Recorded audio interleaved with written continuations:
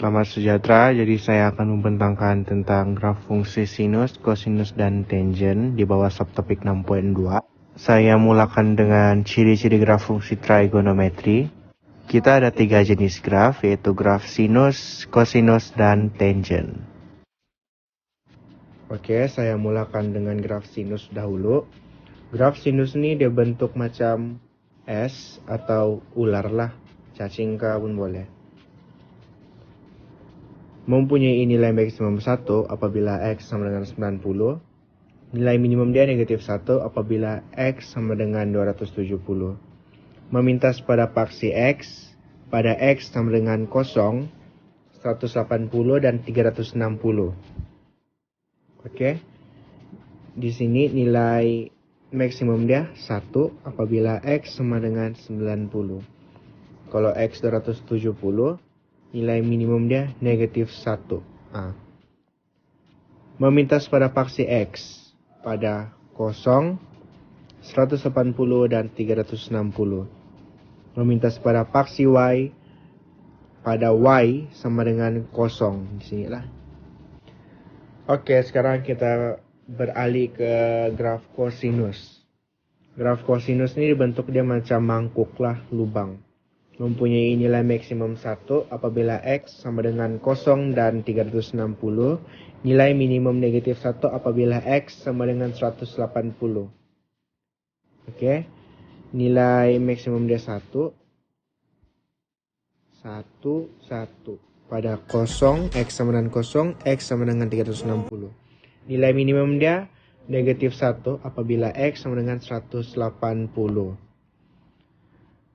Memintas paksi X pada X 90 dan 270.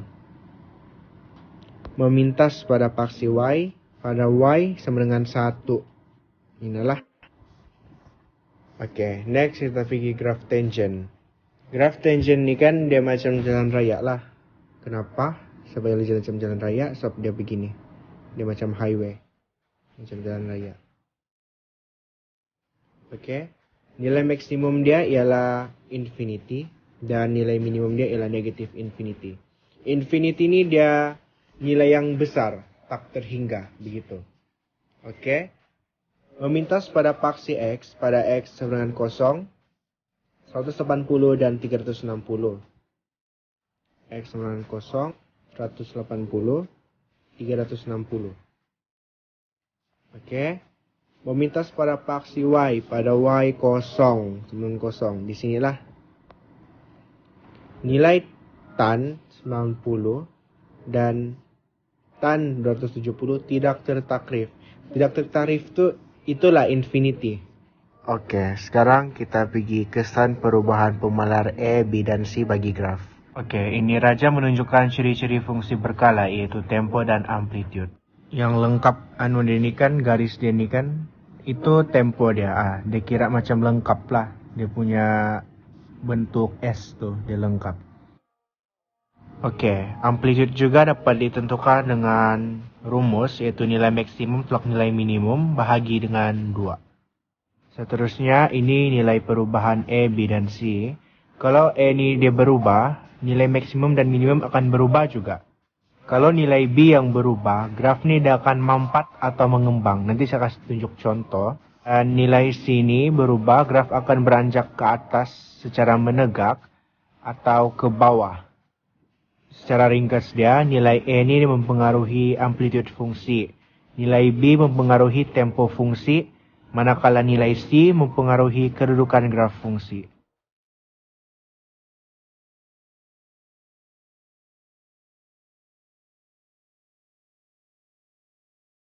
Oke, ini kesan perubahan nilai E, B, dan C terhadap graf lah. Untuk graf sin dan cos, kalau nilai E yang berubah, nilai maksimum dan minimum dia pun berubah. Dan amplitude fungsi dia sama dengan E. Tapi bagi nilai tan, lengkung graf yang berubah dan tiada amplitude. Sebab tan tadi kan dia macam jalan raya begitu. Oke, nilai B ini tidak perbezaan untuk di tiga graf. So, saya jelaskan sekali jalan semua. Oke, untuk nilai B. Kalau B ini dia berubah kan, Tempo fungsi akan berubah bagi semua graf. Jadi, apabila nilai B bertambah, graf akan kelihatan mampat secara mengufuk. Tempo fungsi semakin berkurang begitu. Tempo fungsi sinus dan kosinus V60 over B kala untuk fungsi tangent 180 over B. Untuk nilai C pula, kalau nilai sini berubah kan, kedudukan graf pun dia akan berubah. Apabila C lebih besar daripada kosong, graf beranjak C unit secara menegak ke atas paksi X. Jadi kalau C lebih kecil daripada kosong, graf beranjak C unit menegak ke bawah lah. Jadi nilai sini dia macam bergerak ke atas sama ke bawah. Nanti saya tunjukkan contoh-contoh graf. Oke. Ini contoh. Ini graf untuk lengkung sinus. Kalau kamu tengok, E dia 1, B dia 1, B dia tuh nah yang 1X tuh, C dia kosong. Jadi graf dia begini. Coba kalau saya ubah tuh E. Saya ubah tuh E. Tengok. Makin tinggi graf dia. Makin tinggi. Kalau saya ubah nilai B, inilah maksudnya tadi, mampat dan mengembang, begitu. Mampat, mengembang. Jadi bila nilai dia makin besar, dia makin mampat begini. Jadi tempo dia pun makin kecil. Begitu. Untuk nilai C, oke, yang itu udah tambah kosong. Kalau saya kasih tambah dia naik. Bila dia berkurang, dia turun, begitu. Oke, sekarang kita tengok graf kosinus. Untuk cos, tengok kalau saya kasih tambah E dia pun sama juga menegak ke atas. Dia makin tinggi. Kalau nilai B, dia pun sama juga makin mempat, makin mengembang. Nilai C itu pun sama juga. Oke, ini untuk kasih tunjuk kamu sejalah macam mana nih graf. Macam mana nih nilai A, B, C ini dia mempengaruhi sama nih graf. Oke, ini graf tangent. Untuk nilai E ini bila dia bertambah, dia makin begini. Dia tidak lengkung. Lengkung dia pun mau hilang begitu. Oke.